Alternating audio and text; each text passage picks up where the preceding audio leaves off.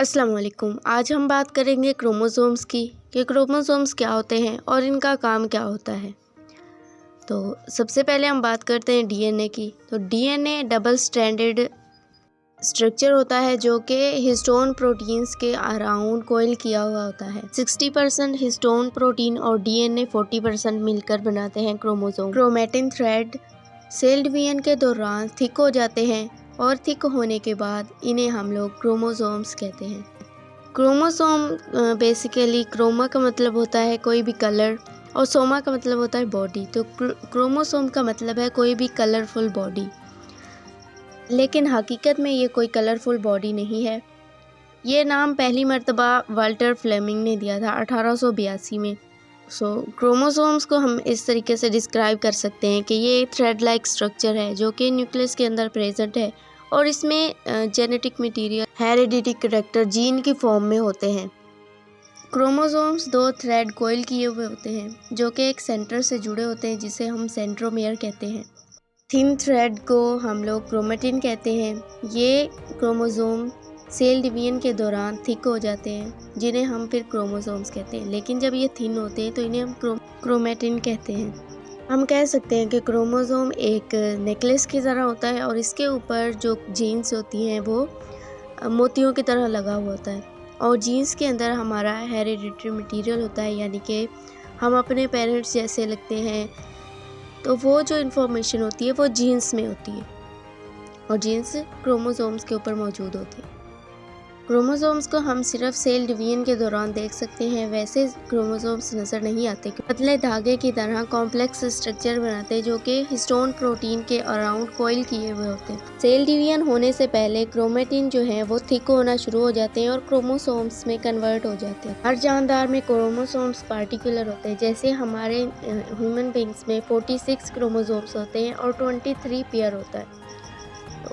लेकिन जो mail sperm होता है उसमें 23 क्रोमोसोम्स होते हैं, क्योंकि एक सेल जो है वो मेल से आता है और एक फीमेल से, तो ये फिर से 46 हो जाते हैं। अगर मेल स्पर्म में भी 46 होते हैं और फीमेल में भी 46 होते हैं तो ये 92 हो जाते हैं। लेकिन हर चीज़ में पार्टिकुलर होते हैं, 46 ही करने। तो जैसे सनफ्लावर में 34 क्रोमोसोम्स होते हैं, फर्न में 1250 होते थे। वो सेल जो हमारी बॉडी के डेवलपमेंट करते हैं वो डिप्लॉयड नंबर होते हैं, यानी कि 46 क्रोमोसोम से होते हैं। लेकिन गैमीट जिनसे दूसरा बच्चा बनना होता है वो हैप्लॉइड होते हैं, क्योंकि वो एक मेल से आना होता है एक फीमेल से, तो वो फिर से 46 हो जाते हैं। क्रोमोसोम हमेशा पेयर में आते हैं, एक फादर से मिलता है और एक मदर से मिलता है। इसलिए फादर का स्पर्म और फीमेल का एग, इनमें 23 क्रोमोसोम्स होते हैं, फिर वो एक एक आकर डबल हो जाते हैं, यानी कि 46 हो जाते हैं। तो ये क्रोमोसोम्स को हम लोग होमोलोगस कहते हैं, वो एक जैसे होते हैं। बात करते हैं हम जीन की कि जीन क्या होती है। तो जीन को जो भी हमारे पेरेंट्स के कैरेक्टर्स होते हैं, वैसे ही सेम हमारे अंदर जो ट्रांसफ़र होने होते हैं वो कैरेक्टर्स रखती है जीन। तो जीन के अंदर मौजूद होते हैं अलील्स सेम जीन, जैसे कि आँखों का रंग, मेल से भी आँखों का रंग का जीन आई, फीमेल से भी आई। लेकिन जो मेल से आई का करैक्टर आया वो ब्लू कलर का था, जो फीमेल से आया वो ब्लैक कलर का था। तो एक जीन आई सेम आँखों की करैक्टर लेकर, लेकिन अलील यानी कि टाइप कैसे थे, दो डिफरेंट थे, एक ब्लू था और एक ब्लैक था। अलील भी दो टाइप की होती है, एक डोमिनेंट और एक रिसेसिव। जो चीज़ अपने आप को जाहिर कर दे उसे हम डोमिनेंट कहते हैं और जो ना कर सके उसे हम रिसेसिव कहते हैं। मिसाल के तौर पर अगर बच्चे की आंखें ब्लू हो गई तो इसका मतलब है कि ब्लू अलील जो है वो डोमिनेंट है, और अगर ब्लैक हो गई तो ब्लैक अलील जो है वो डोमिनेंट हो गई। लोकाई का मतलब होता है लोकेशन, यानी कि एक जीन में कोई एक करैक्टर आया है, आंखों का, बालों का, कलर का, स्किन के कलर का, तो वो एक जगह पर आया है, लेकिन उनमें अलील डिफरेंट है, मतलब कलर्स डिफरेंट हैं। फिर अलील्स के भी दो टाइप हो गए जो हमने अभी पढ़े हैं, डोमिनेंट और रिसेसिव। जो खुद को जाहिर करे वो डोमिनेंट और जो खुद को जाहिर ना कर सके उसे हम रिसेसिव कहेंगे। बात करते हैं हम क्रोमोसोम की कंपोजिशन की, कि क्रोमोसोम्स कैसे बने हुए हैं। तो क्रोमोसोम्स जो हैं वो बने हुए होते हैं डीएनए और प्रोटीन्स के, डीएनए और हिस्टोन प्रोटीन। हिस्टोन प्रोटीन के चारों तरफ कोइल की होती है डीएनए, जिसे हम क्रोमोसोम कहते हैं। डीएनए बिलियन यूनिट से बना होता है, जिसे हम न्यूक्लियोटाइड कहते हैं। न्यूक्लियोटाइड भी 3 मॉलिक्यूल से बना होता है, जिसे हम फॉस्फोरिक एसिड, डीऑक्सीराइबोस शुगर और नाइट्रोजनस बेस कहते हैं। यूकैरियोटिक क्रोमोसोम्स जो है वो 60% प्रोटीन्स होती हैं, जबकि 40% डीएनए होता है। इसमें थोड़ा सा आरएनए भी होता है, लेकिन वो क्रोमोसोम का हिस्सा नहीं होता क्योंकि वो डीएनए से बनता है। क्रोमोसोम की इतनी कॉम्प्लेक्स कोइलिंग होती है, अगर हम इसको बिल्कुल सीधा करें तो ये 7 फीट तक यानी कि 2 मीटर तकरीबन लंबी हो सकती है। क्रोमोसोम्स में 2 थ्रेड जो हैं वो कोइल किए होते हैं और ये ज्वाइंट किए होते हैं सेंट्रोमेयर यानी कि सेंटर से जुड़े हुए होते हैं, जिसे हम सेंट्रोमेयर कहते हैं। क्रोमोसोम्स के भी 2 टाइप होते हैं। ऐसे क्रोमोसोम्स जो कि मेल और फीमेल में सेम होते हैं, ऐसे क्रोमोसोम्स को हम लोग ऑटोसोम कहते हैं। जबकि कुछ क्रोमोसोम्स ऐसे होते हैं जो मेल और फीमेल में डिफरेंट होते हैं, तो उन्हें हम लोग सेक्स क्रोमोसोम्स कहते हैं, जिनसे मेल और फीमेल का पता चलता है, दोनों जेंडर का पता चलता है कि ये मेल है या फीमेल है, तो उसे हम सेक्स क्रोमोसोम कहते हैं। जो कि जिनसे पता ना चले कि वो मेल है या फीमेल है, तो ऐसे क्रोमोसोम्स को हम ऑटोसोम कहेंगे, वो सेम होते हैं दोनों में। तो 22 पेयर या 44 क्रोमोसोम्स जो होते हैं वो सेम होते हैं मेल और फीमेल में, जबकि 1 पेयर जो है क्रोमोसोम्स का वो मेल और फीमेल में डिफरेंट होता है, जिससे पता चलता है कि वो मेल है या फिर फीमेल है। 2 टाइप होते हैं क्रोमोसोम्स के, ऑटोसोम और जीनोसेम भी बोल सकते हैं, सेक्स क्रोमोसोम भी बोल सकते हैं। तो ये जो जनरल होते हैं जो दोनों में सेम होते हैं, ये 22 पेयर या 44 क्रोमोसोम्स। जीनोसोम में सेक्स क्रोमोसोम्स, जिससे इंडिविजुअल का पता लगाया जा सकता है कि ये मेल है या फीमेल है।